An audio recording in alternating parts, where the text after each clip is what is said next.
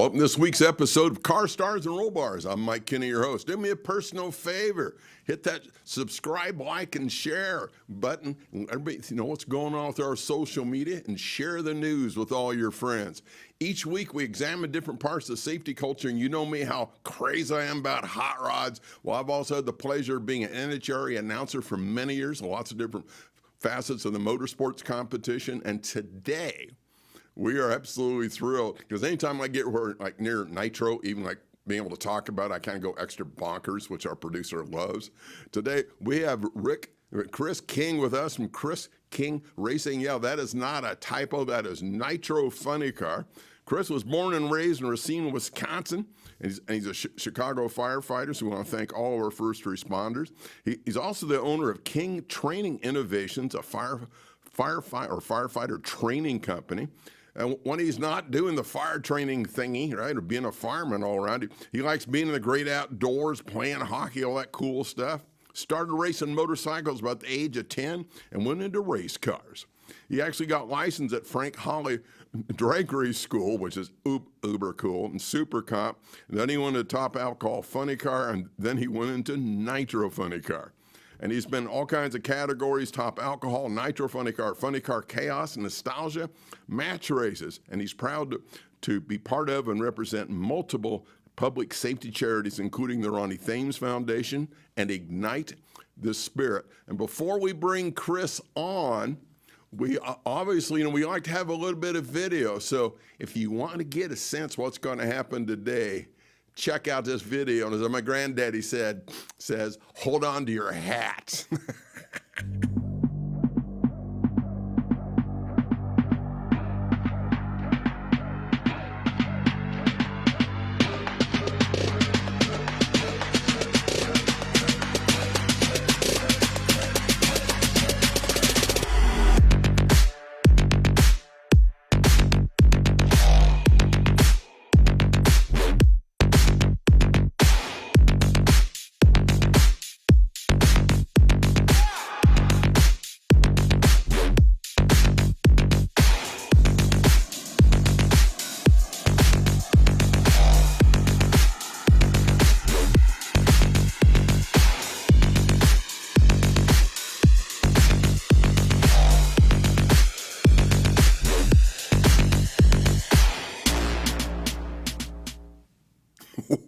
Wow. And for people who have not been in an NHRA event, that just gives you a hint of what it's like when you're in Nitro Funny Car. Let's see if we can get Chris in studio here via Chicago, Illinois. Last time we checked, you were up in the great outdoors getting the snowmobiles ready. So you have a chance to do a lot of cool stuff. But before we jump into the race, I got to touch base because you and I chatted before. I want to thank for all you first responders. When there's bad stuff going on, people are running away from it. You guys are running towards it. And I think we got a couple pics of the firehouse. Before we go there, how you doing today, brother? I'm doing good, Mike. Thanks for having me today. It's an honor to talk to you, and I got to say, I got goosebumps just watching that video. I love doing that stuff, man. I wish I could get out and do it more. Yeah. Anytime you need somebody to ride shotgun, let me know. And then he goes, hey, Mike, there's only one seat in the car. But I figured, sooner or later, you go, yeah, we'll just kind of strap you on top of the fuel cell or something. So to me, and so you have this amazing day job, what you do for the firefighters. I thank everybody as part of that first responder organization. So I think we got a couple shots of the firehouse, as we like to refer to it. So that's kind of your home away from home, right, bud? Yes, sir. We spend a third of our lives at the firehouse. We work 24 hours on and get 48 hours off. And of course, we get some vacation blocks in there, which allowed me to go up to the cabin, what you talked about earlier. Yeah. But we're located downtown Chicago, and the company I'm on is the far left side right there, squad company number 1. And we cover 1/3 of the city for any technical rescue or specialty crazy scenarios that happen besides the routine fires. Wow. I think we got a couple more. So there you are in your turnout gear, quote unquote, right? Yes, sir. And I think we got one more shot. It's important to everybody, and I totally agree. We can never forget. Yeah, that's the shield that I run as my number plate on my race car, and we proudly fly number 343 as our competition number. in honor of the 343 FDNY firefighters that were killed on 9/11. Yeah. God bless what you guys are doing and helping keeping that spirit alive. And talking about race cars, what a king of Segway you are. I think we got some shots of different cars, because you live a bit of, and this is, I think, this is more the nostalgia side, right? Yeah, that's 70 Duster body Nostalgia Nitro Funny Car. It's actually owned by Mike Harrigan out of Florida. And that car is called Fool's Gold. It's got a beautiful golden metallic flake paint job, and it's a beautiful car. It's a fun car to drive. It's similar to a Big Show NHRA motor, except it has a smaller fuel pump and smaller blowers, so it's making about half the horsepower. But it's still a handful and a blast to drive. I'll say, when you hit the loud pedal on that, that's going to make a difference. Now we're kind of getting into the serious side of this, right? Yeah, that was the alcohol funny car that I competed with Parker Tech Racing, Frank Parker, and Sam Jenkins out of North Carolina, and that was the first like serious alcohol funny car season we did with them, and we ran a few races. I got my first round win in that car against Annie Whiteley at Norwalk, and we learned a lot running that car, and it helped me learn how to drive, because any scenario that you could throw at it, between tire shake or blowing the tires off or any kind of silly thing that would happen, we figured out how to do that in that car. So it was a big learning curve. Excellent. I think we got a few more shots here. And now we're kind of into like your latest kind of evolution, right, bud? Yeah, that's Nitro Funny Car. Last year, Denver event out at Bandamere Speedway, where I made my pro debut, and that car was a blast. It was owned by Mark Howard Motorsports. The crew chief was Terry Totten, who you might recognize from Top Fuel Dragsters, the driver, tuner, owner, and rents his car out sometimes.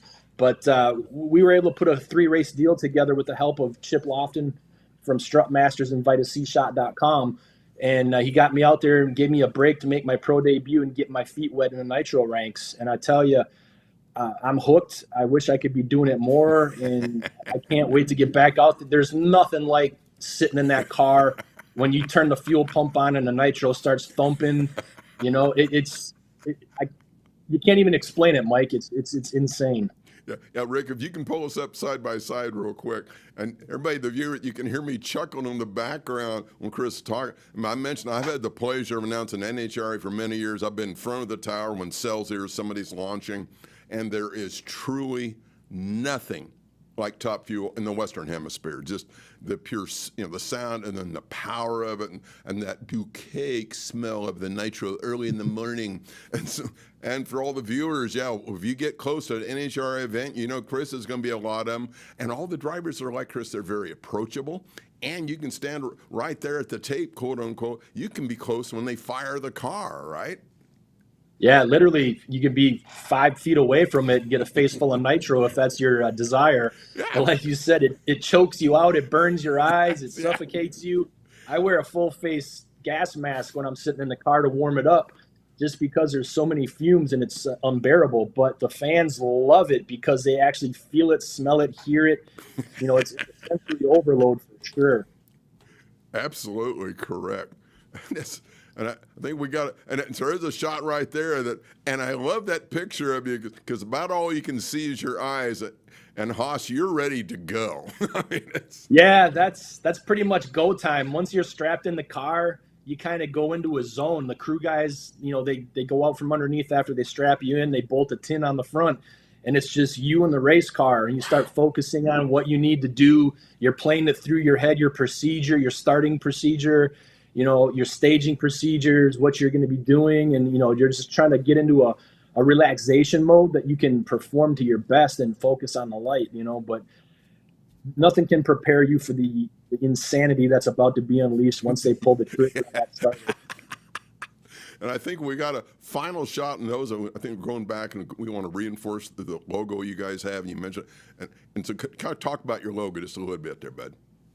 So my father-in-law and I created this logo to incorporate my lives of firefighting and racing, because that's truly who I am. I'm a firefighter, I'm a racer, and that's really all I really do. I mean, I do a lot more on the side, but the big things are my racing and my firefighting. So we tried to incorporate that with the Fire Maltese, my initials CK, and then a little bit of header flames to spice it up a little bit. So we're trying to pull the uniqueness and, you know, the whole firefighter racer thing. You know, it makes me feel proud to be, I don't want to say the next generation of firefighter racers, but obviously Jim Dunn paved the way for that, you know, back in the Fireman's Quickie days and all that. And I'm just proud to be able to do what he does. And someday, maybe with a little luck and some sponsors, I could get a shot to run and perform as well as he did. Absolutely. And you've learned from the best, and I think you are a talent just ready to hit the loud pedal any day. Okay. For the viewers, this is when you need to like duct tape your children to the lawn chairs. And once again, hold on to your hat. Rick, I think we've got a second video because you heard Chris saying, well, this is kind of hard to explain. Well, this truly kind of gives you a better sense, and you might want to turn up your volume. Just saying.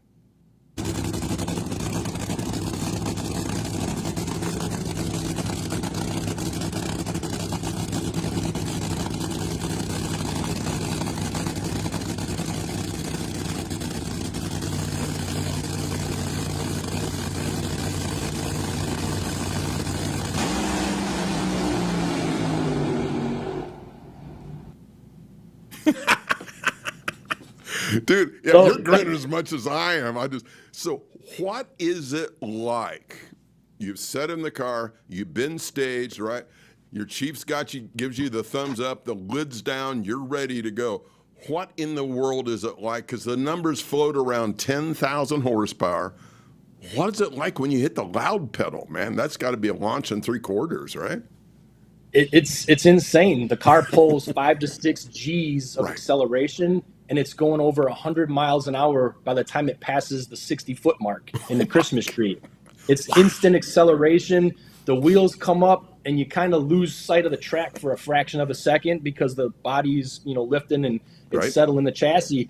And then the wheels come down, and then you're doing everything in your power to make sure that thing goes straight. Cool. And it wants to go anywhere but straight. So you're focused so far down the track, your peripheral vision, you know, everything is happening so fast.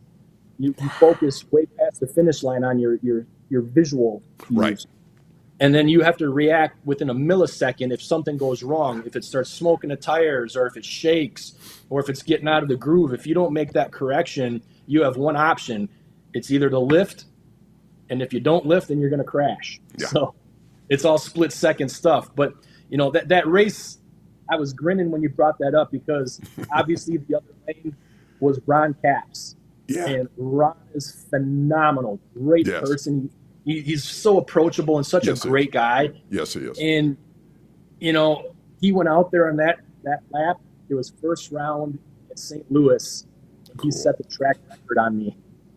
So at the top end of the track, I had to thank him for making me look bad. But it was great. You know, Ron is amazing, you know, and they got a huge budget, and we've got, you know, shoestring budget. Yeah. But just to be able to stage a car next to guys like that. Oh, yeah. My very first race I staged against Matt Hagan, and he was defending world champion. Really? Yeah. Matt and Dickie were phenomenal to me. Brought me in their hauler, sat in the lounge and talked. You know, all the guys are great. Clay Milliken, you know. Oh, yeah. Jack Clay's Beckman. Amazing. When I was licensing, Jack Beckman helped me out so much. You know, these guys, they're your competitors, but yet they're your friends, and they're your drag racing family. And every one of them, like you said earlier, they're approachable. Yeah. They love the fans. They love the sport. They just love what they do, so they're very approachable. And with Jack Beckman, he and I go way back, and I do a lot of different charity events. And we've had poker tournaments here in Vegas, go figure. And he won't play Hold'em poker with me anymore. I make him nervous. I said, okay, just like you. Okay, you got 10,000 horsepower in front of you, and I make you nervous at a poker table. Yeah, it's crazy. You know, we all have our little quirks. You know, we strap ourselves into a bomb, basically. But some guys, they won't bungee jump or jump out of an airplane, but they'll strap themselves to that car. Yeah. You know, another guy who's been outstanding is John Force. You know, there's two John Forces, and he'll probably get mad at me for saying this. There's the camera John Force, and then there's John Force behind the scenes. Yes. And he's a great guy, and he loves the sport more than anything. And he's always there to help you out and stops by. He's like, "Hey kid, I like your hot rod. You're the next generation. That's cool." You know, You're going to thank you. it makes you feel good. You know, it does. It really does. Real quick, because everybody's got their stories of Forrest, and I've been on camera with them many times doing stuff. A few years ago, I'm going to be announcing a national event here in Vegas, and Mary, my better half, is with me. She's a huge fan of John Forrest, like a whole bunch of people understand why. And I've got on media credentials, and he's walking with security. And I says, "Hey, John, you got a second?" He goes, "Sure, Mike, what's going on?" I said, "You know, this is my wife, Mary. She's one of your number one fans." And he looks at her and he says, "Well, hon, thank you very much." She looked at him and kind of barely smiled. She went, "Yes, sir." And he walks away, and I looked at her, and I says, "Yes, sir." She goes, "I vapor locked." So it was just... Yeah. Yeah, that happens a lot. I'll bring friends and family around to the track, too, and, like, introduce them to people, and they're starstruck. I'm like, just relax. They're a normal person, you know? They're good be people. Cool.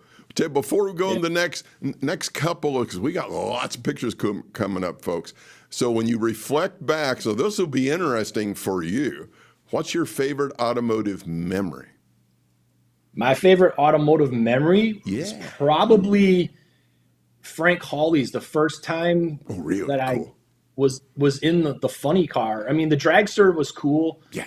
But it's a super comp dragster. It goes 8 seconds. You know. Yeah. It was neat, but it kind of did nothing for me to scare me.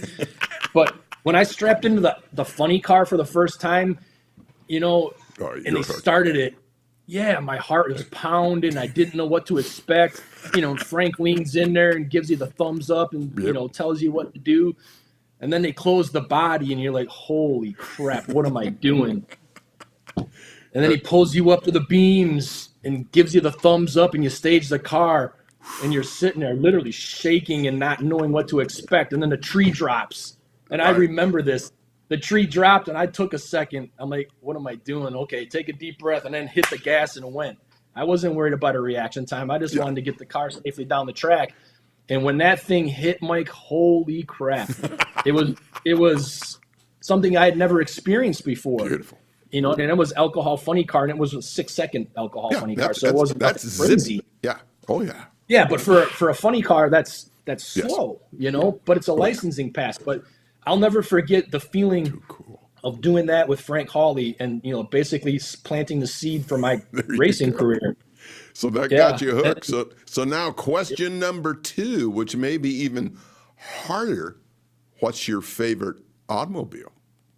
This is a trick question, honestly, because I have my car still from when I was 17. It's a Fox body Mustang that I had it sitting in storage for 20 plus years. I pulled the motor out, and then I met women and got involved, you know, and I kept pushing the car off.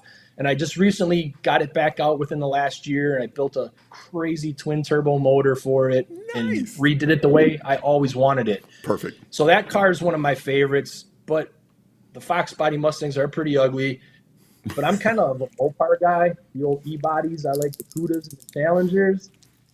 My son wants to build a 70 to 72 Challenger or wants me to find him one. I told him, if we get that car, it's not going to be for you, bud.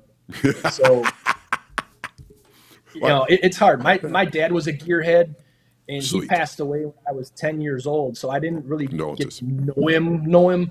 But all my uncles and everybody tells me stories about my dad and the cool cars he had. He had a 70 Super B with a 440, the big shifter. You know, it's like, someday I'd like to find that car or try to do something and do that. But Mopars, I mean, you can't not like them. And for all my viewers, they know how, you know, we've got our Superbird, we call her 2.0, 426 ME 4-speed pistol grip. I did not bribe Chris in advance, but I do appreciate the love for the Mopars. I think we've got a few more picks we're going to be able to pull up here. Give a big thumbs shout out to Rick over there. And what's so neat, one of the many facets I think so unique in NHRA is just the fans and how approachable you guys are. So there's a herd, and I think he might be getting ready to fire the car. Yeah, so that picture right there is from Denver again. And here I am, a nobody, average Joe fireman from Chicago driving a Nitro car.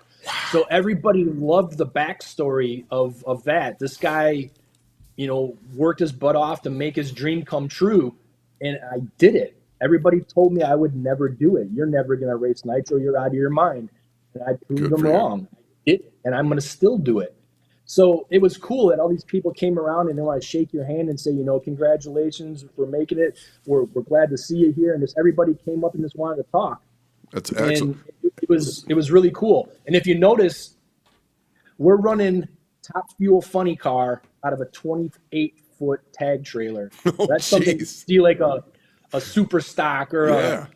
a bracket car in, and we were running out of that trailer competing against people with 3 and 4 semis full of cars and parts. So it was cool. That is very cool. And we got some pictures here right now because I know charity work is very important to you. And I think this was a fundraiser for the Ronnie Thames Foundation. And I'm looking at my notes, signed by all the pro drivers and riders of the 2021 Mile High Nationals. And you would even ship the helmet to the winner, right? Yeah, absolutely. So I went around and talked to all the drivers from Pro Stock Motorcycle all the way up to Top Fuel. And we had this signed helmet courtesy of Impact Racing, who's one of my sponsors. And we sold raffle tickets to raise money for the Ronnie Thames Foundation. And that gentleman right there was from Massachusetts. And his name is John. And he won the helmet and asked if I could ship it out to him. So we brought it back home and shipped it out to him right when we got back home. But I think we raised about $2,500 for the Ronnie Thames Foundation. God bless. I have to say this, every penny we raise doing our charity work, every penny goes to the fund. God bless you, man. Well, you can see the smile. Awesome. You can see the smile on that guy's face and winning it. And I've been hinting about this, and you've done a great job explaining already. But anybody's around me very long, they know my love and passion for NHRA, and part of it is the racers and the crews and the Racers for Christ. It's like a big giant family, right? Yeah, Racers for Christ is huge. Yes. Eddie, he's one of the main guys for the national events. And Eddie always comes by and puts his arm around you and gives you a word, before you strap into the car as you're getting dressed. Beautiful. And there he is right there. That's there Eddie. He is, yeah. But they come over and they bless you and, pray for a safe run. And it just kind of helps you relax a little bit because, you got them on your side helping out and hopefully the big guy upstairs looking out for you. Hopefully the big guy. I think we got a couple more shots. Some of his family. Is that Tim hanging out to your right? So that guy's name's Jeff Dubichet, and he actually won that helmet. So Timmy is a good buddy of mine. Yeah. We grew up racing with his son Daniel, right? And we're friends with his son Kevin. So Tim's been great to us and helps out with a lot of stuff. Tim actually donated that helmet. Oh, cool. To the foundation, and we used the helmet as a raffle prize in, I think it was Topeka, and Jeff is the one that won that helmet. And then we went over, I introduced Jeff to Tim, so he got to meet Tim with the helmet, and Tim signed it for him right there also. I'll have to apologize to Tim. He and I go back, and I think he's still under the campaign of Levi, Ray, and Shoop, right? Yep, Levi, Ray, and Shoop, and Diversified Yachts, and he's got Curry Transport and a couple other good ones. But yeah, Tim's a great dude. And for the viewers, you might recognize the guy on the scooter.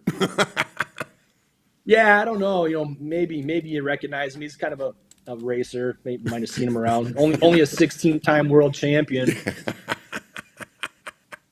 So, and I've talked, and you've just been so appreciative because John's went out of his way more than once to, again, just kind of make you feel part of the family and give you some encouragement, just let you know you're on the right path. Yeah, I mean, it's nearly impossible to make it in drag racing unless you have huge sponsors or money. Well, good point. And for a little guy like us to come in, we're the future of NHRA drag racing, and without little guys like us, you're not going to have full car fields, and therefore the show's going to suffer. Yeah. So John realizes that without us coming through and without the smaller teams, there's not going to be an NHRA. And without that, there's no place for us to race. Yeah. So John is very upbeat and helpful and excited when new cars and new teams come in. So, yeah, I mean, the guy just lives and breathes NHRA. He's awesome.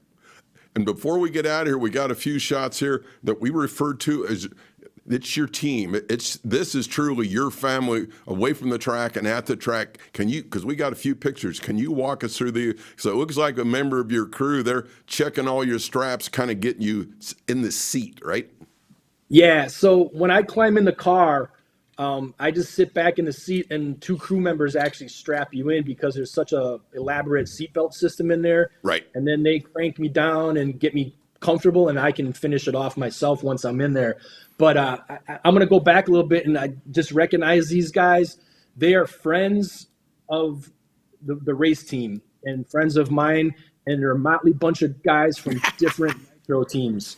So we kind of all came together to help me race. The guy on the left right there is Dave Lindsay. He's from Paul Richards Racing, and Paul Richards is where I got my Nitro start and licensed with them. So I know Dave, and he works for them. The other gentleman there is Dave Lowe, who owns race cars and does a lot of stuff for Terry Totten's operation and kind of goes all over the country racing nostalgia and all kinds of stuff. And then the other 2 big players on my team that were huge were Jeff Barnes. He's actually standing kind of to the left of the picture right there.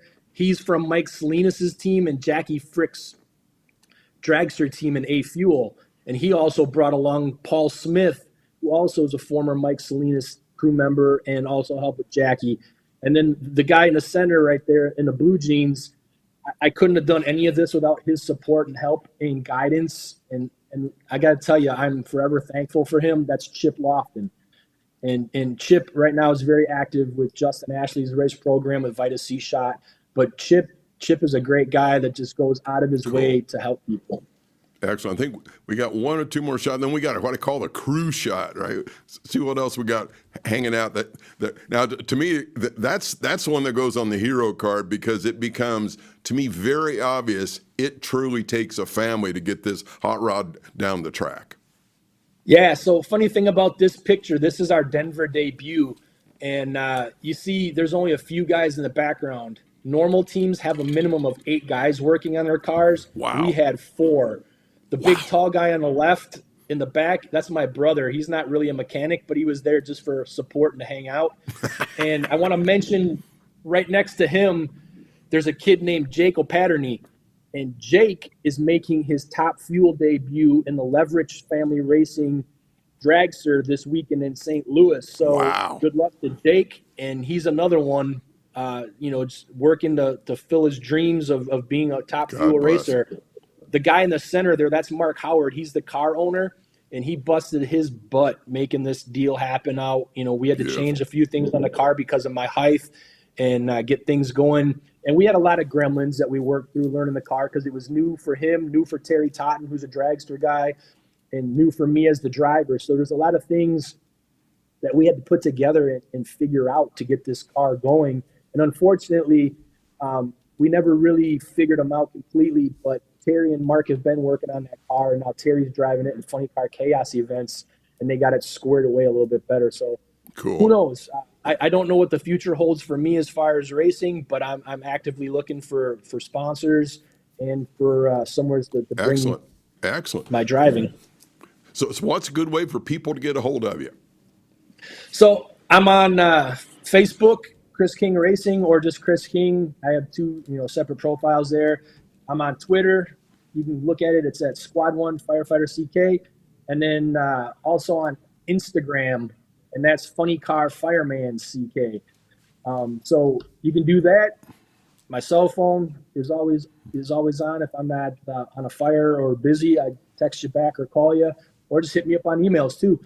So I'm pretty available, pretty approachable. I like to think, and I like to think. Always willing to help people out.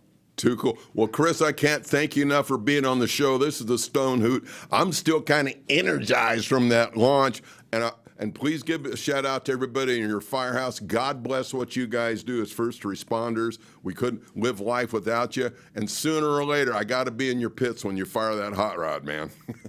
Absolutely. I'd race tomorrow if we could find the support to do it.